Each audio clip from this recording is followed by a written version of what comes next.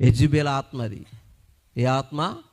మొగుడిని పక్కన పెట్టింది, రాజును చేతకారణం చేసింది, పైకి చేసే దుర్మార్గమైన పని అంటే ఏలియా అనే దైవజనుడికి వార్నింగ్ ఇస్తుంది. దైవజనుని ఎప్పుడు కూడా గాయపరచకూడదు, దైవజనుని ఎప్పుడు భయపెట్టకూడదు, దైవజనుడికి వార్నింగ్లు ఇవ్వకూడదు. ఆ రోజుల్లో ఉన్న యెజెబెల్ ఆత్మ ఈ రోజు కూడా కొంతమంది ఉంది. గట్టిగా వాక్యం చెప్తే, సూటిగా వాక్యం చెప్తే నా కోసమే చెప్పావు నువ్వు అని మనసులో అనుకుని, లేదా కొంతమంది బయటకు అనేసి నువ్వేనా ఈ సంఘానికి పాస్టరో, ఈ సంఘంలో బోల్డ్ సంఘాలు ఉన్నాయి, బోల్డ్ గొడవ ఉందే అని చెప్పి దైవజనుని విడిచి వెళ్ళిపోయే వాళ్ళు చాలామంది ఉన్నారా లేరా? ఇది ఎవరి ఆత్మ ఇది చెప్పాలే. ఇదిగో ఇంత సంఘాలు కట్టాలంటే మాటలు కాదు, సామాన్యమైన విషయము కాదు. ఎన్నో నిద్రలేని రాత్రులు. ఈరోజు ఇంత వైభవం ఉంది, కానీ నాకు తెలిసి స్టార్టింగ్లో ఇంత వైభవం ఉంటుందా? అంటే సైకిల్ మీద సేవలు, గుడిసులో బ్రతుకులు, గెంజి మెతుకులు, ఉపవాసాలు, కారాలు, కన్నీళ్ళు, నిందలు, అవమానాలు, ప్రయాణాల్లో ఇబ్బందులు. మీకు విషయం చెప్పనా, నాకు డ్రైవర్ గారు ఎలా రాలేదు. డ్రైవర్ గారు రాలేదు, నాకు డ్రైవింగ్ రాదు. కానీ మీకు మాట ఇచ్చాను, పాస్టర్ గారు నేను రానంటే ఏమైపోద్ది సభ? వచ్చి రాని డ్రైవింగ్ జాయిగా పక్కన తీసుకొచ్చాను కారు. ఇప్పుడు ఎలాగెళ్తాం? మాకైతే వెళ్దాం. దేవునికి స్తోత్రం చెప్పండి. అర్థమవుతుందా? ఎన్ని బాధలు ఉంటాయో, ఎన్ని ఇబ్బందులు ఉంటాయో సేవలో. కానీ ఈరోజు పాస్టర్ గారు మంచి బట్టలు వేసుకుంటే వార్చరు, ఇల్లు కట్టుకుంటే వార్చరు.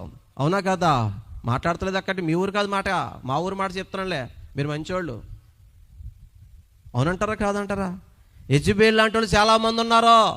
దైవజనుడికి వార్నింగ్ ఇచ్చేవాళ్ళు, దైవజనుని భయపెట్టేవారు, దైవజనుని ఆడించేవారు. హలో, దైవజనుడు అంటే ఈ లోకపు గవర్నమెంట్ చేత నియమించినోడు కాదు. మమ్మల్ని నియమించినోడు టీడీపీ, జనసేన, బీజేపీ, వైసీపీ కాదు. We appointed by heavenly government, by almighty God. గట్టి చెప్పండి కూడా చూద్దాం సరే.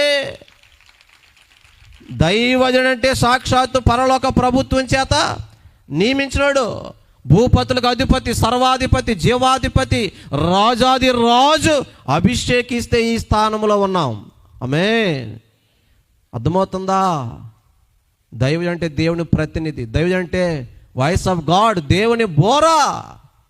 అటువంటి దైవజనుడికి వార్నింగ్ ఇవ్వచ్చాక మాట్లాడరా తల్లి. కానీ యెజెబెల్ ఏం చేస్తుంది? వార్నింగ్ ఇస్తుంది, భయపెడుతుంది, చంపేస్తానంటుంది. ఈరోజుకి అటువంటి వాళ్ళు చాలామంది ఉన్నారు.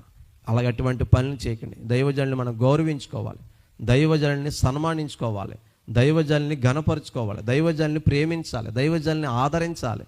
అవునంటారా కాదంటారా? మీకోసం తెల్లవారుజాములు వేసి ప్రార్థన చేసేది ఎవరు? పుట్టినరోజైనా పెళ్లి రోజైనా, ఇల్లు అయినా, హాస్పిటల్ అయినా, చచ్చిన రోజైనా ఏదైనా పరిగెత్తుకొచ్చేది ఎవరు? మీ దైవజనుడే కదా.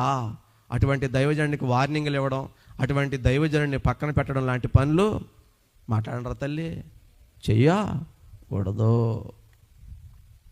దైవజనుడిని ప్రేమించండి.